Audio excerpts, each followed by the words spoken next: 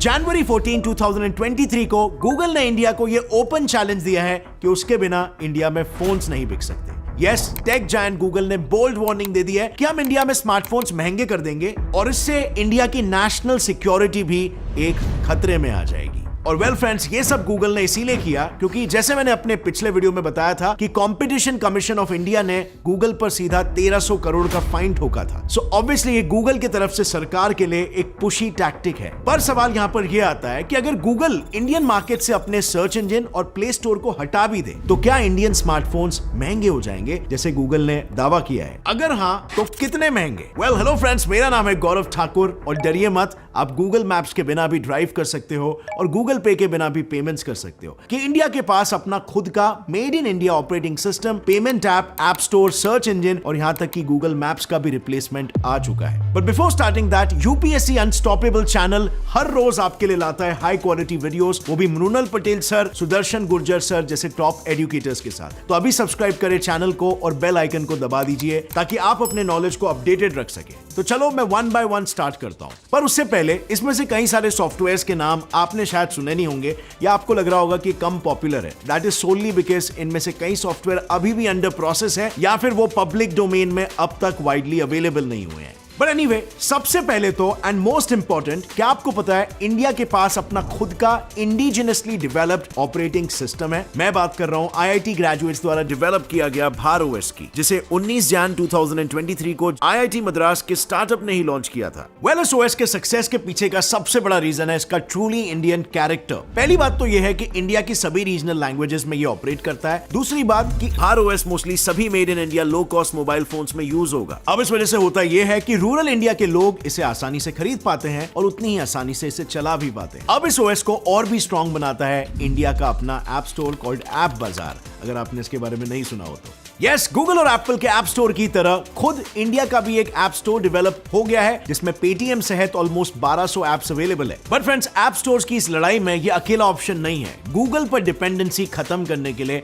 150 Indian startups मिलकर एक और इंडियन प्ले स्टोर बनाने की तैयारी में, और इसमें कई बड़े बड़े नाम भी शामिल है जैसे पेटीएम के को-फाउंडर विजय शेखर शर्मा, मेक माई ट्रिप के दीपक कालरा एटसेट्रा। इसके अलावा इंडिया के पास अपने 15 सर्च इंजन भी है जो आगे जाकर अगर जरूरत पड़े तो गूगल और सफारी का एक कंप्लीट ऑल्टरनेटिव बन सकते हैं। But you know what friends, India की तैयारी का सबसे इंटरेस्टिंग पार्ट है ये नहीं, ये गूगल मैप्स नहीं है, ये है मैप माई इंडिया। मतलब लिटरली हमारे देश भारत में गूगल मैप्स की जरूरत ही नहीं है क्योंकि अब रास्ता मैप माई इंडिया आराम से दिखाता है। ये नेविगेशन सिस्टम इतना इंडियन है कि ये जीपीएस के लिए भी सिर्फ इंडियन सैटेलाइट्स का इस्तेमाल करता है। वेल, मैप माई इंडिया इस मॉडल को गूगल मैप से भी बेहतर बनाने के लिए इसे 3D परफेक्शन दिए जा रहा है और इसमें उसकी मदद कर रहा है इसरो खुद।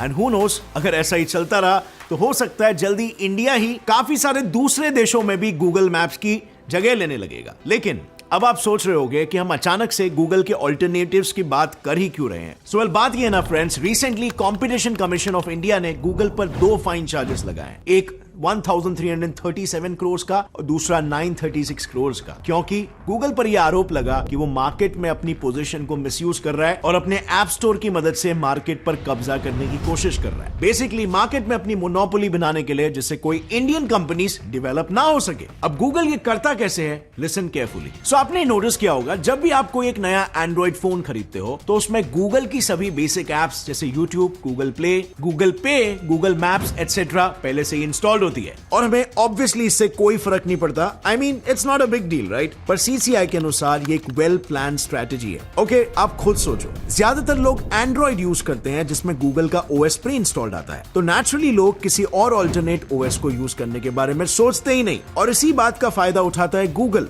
एंड्रॉइड की क्रेडिबिलिटी और बढ़ती जाती है, लोग फोन्स खरीदते रहते हैं और इस लूप में मोनोपोली बन जाता है गूगल का। पर नुकसान भुगतना पड़ता है ऑन दी अदर हैंड बाकी इंडियन कंपनीज को जिन्हें मार्केट में कभी एक फेयर जगह ही नहीं मिली। खैर, इन सभी आरोपों के बाद गूगल ने फाइन पे करने से तो इनकार कर ही दिया है, पर साथ ही साथ अब बात भी पलट दी। कंपनी ने अपने बचाव में कहा कि उसकी वजह से उल्टा एंड्रॉइड फोन्स और सस्ते हो गए, क्योंकि अगर गूगल का ये इजी टू यूज ओएस नहीं होता तो हर कंपनी को अपने लिए एक नया ऑपरेटिंग सिस्टम और एक ऐप डेवलप करना पड़ता और ऐसे सब करने के लिए मैन्युफैक्चरिंग कॉस्ट उनके लिए मल्टीपल टाइम्स बढ़ जाती। इनफैक्ट गूगल का तो ये भी मानना है कि अगर उनकी एप्स नहीं होती तो लोग रैंडमली कोई भी एप्स डाउनलोड डाउनलोड कर रहे होते जो लोगों के साथ साथ पूरे देश की साइबर सिक्योरिटी के लिए खतरा बन जाता। पर फ्रेंड्स, गौर करने की बात तो यह है कि एक तरफ इंडिया में गूगल फाइन भरने से जहां इनकार कर चुका था, वहीं दूसरी तरफ ईयू में उसे $2.7 बिलियन का फाइन देने में कोई भी दिक्कत नहीं आई।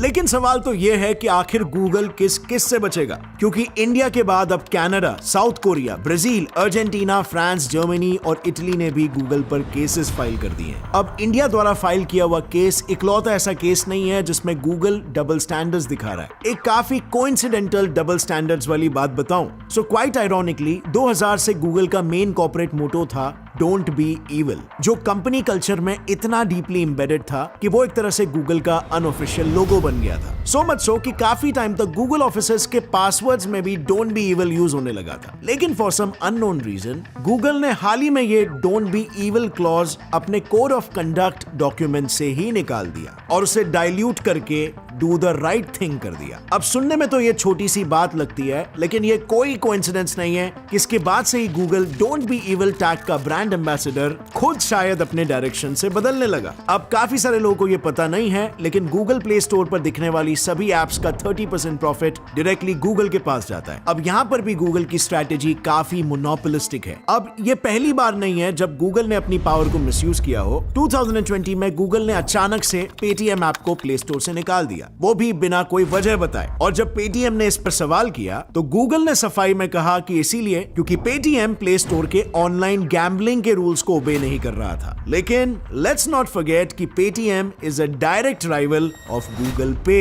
सो शायद ऐसा भी हो सकता है ना कि गूगल ने जानबूझकर पेटीएम को टारगेट किया। एंड पेटीएम इकलौता नहीं है, भारत मैट्रिमनी भी गूगल के बुलिंग का विक्टिम बन चुका है और इसीलिए मैट्रिमोनियल साइट भारत मैट्रिमनी ने गूगल के खिलाफ केस भी फाइल किया और गूगल को एंड में 136 करोड़ का फाइन पे करना पड़ा। अब फ्रेंड्स, इतना फाइन पे करने वाली कंपनी आखिर पैसे कैसे कमा रही है? ये सवाल आपके दिमाग में आ रहा होगा। गूगल एड्स के थ्रू मेजॉरिटी। गूगल का 96% अर्निंग्स तो एड्स के थ्रू आता है। अब जरा वापस भारत मैट्रिमोनी पर चलते हैं। सो भारत मैट्रिमोनी ने कुछ कीवर्ड्स को ट्रेडमार्क किया था, लेकिन गूगल ने ये कीवर्ड्स उसके राइवल कंपनीज जैसे शादी.com और जीवनसाथी.com को ही बेच दिया, जस्ट बिकॉज इन कंपनीज ने उसे ज्यादा अमाउंट में पे किया। So for example, Bharat matrimony के ट्रेडमार्क शब्द है तमिल मैट्रिमोनी, लेकिन अगर आप गूगल पर तमिल मैट्रिमोनी सर्च करते हो तो आपको शादी.com और जीवन साथी के एडवर्टाइजमेंट्स और वेबसाइट्स दिखेंगे, ना कि भारत मैट्रिमोनी के। अब ये बेसिकली एक तरह से अनफेयर कंपटीशन करवाने जैसा हो गया। और ये चीज सिर्फ भारत मैट्रिमोनी के साथ ही नहीं, बल्कि फेसबुक, Amazon, मेक माई ट्रिप, माइक्रोसॉफ्ट और फ्लिपकार्ट ने भी गूगल के खिलाफ ऐसे ही सर्च रिजल्ट्स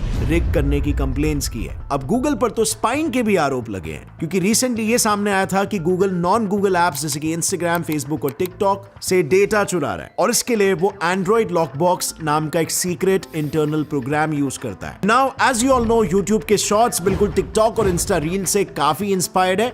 सो इसको डेवलप करते टाइम मार्केट रिसर्च भी टिकटॉक और इंस्टाग्राम से मिले हुए डेटा से ही की गई। सिर्फ यही नहीं, कुछ एंड्रॉइड फोन्स में तो कुछ ऐसे भी कैमरा फ्लॉज हैं जो यूजर्स पर स्पाई कर सकते हैं और ये बात खुद गूगल ने भी एक्सेप्ट की है। But friends, now coming to the big question, क्या सच में गूगल के ओएस के बिना स्मार्टफोन्स महंगे हो जाएंगे? Well, there is a good possibility कि ये क्लेम्स के पीछे कोई सच्चाई नहीं है, क्योंकि जब 2012 में सैमसंग ने अपना टाइजन ओएस वाला फोन लॉन्च किया था, तब उसके फोन प्राइसेस में कोई चेंजेस नहीं आए थे। और जब 2019 में हुआवे फोन्स पर एंड्रॉइड ओएस यूज करने का बैन लगा था, तब हुआवे ने भी अपने खुद का ओएस हार्मनी डेवलप किया और इंटरेस्टिंगली उसके नए ओएस वाले फोन्स की प्राइस तो एंड्रॉइड से 21,000 से कम थे। एंड लॉजिकली भी अगर सोचे तो एक कंट्री के लिए खुद का ओएस यही बेनिफिशियल होता है कि वो सिस्टम्स को लोकली प्रोड्यूस करे।